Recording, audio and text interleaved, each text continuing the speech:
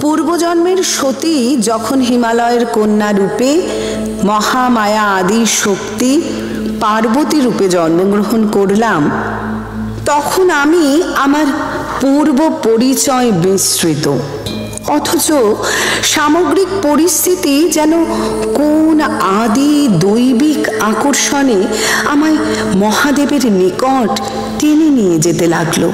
আমার শঙ্কা নিবারণে নিবৃত্ত হয়ে মহর্ষি নারদ পরামর্শ দিলেন, দেবাদিদেব শঙ্করকে পতিরূপে লাভ করার জন্য কঠিন তপস্যার।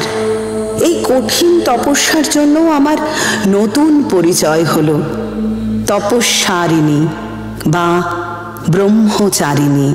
দেবী, আপনি মহাদেবকে পতিরূপে বরণ করার তপে নিবৃত্ত হউন।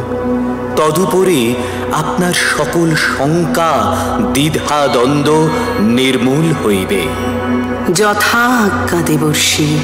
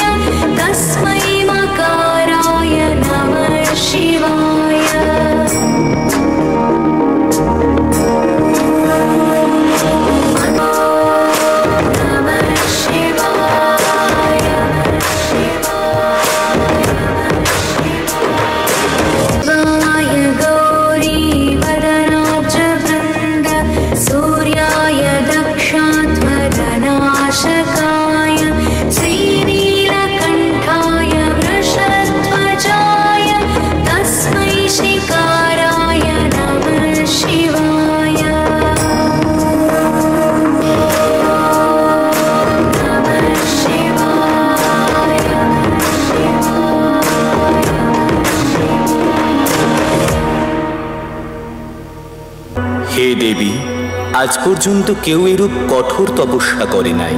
তোমার দ্বারাই এরূপ তপস্যা সম্ভব।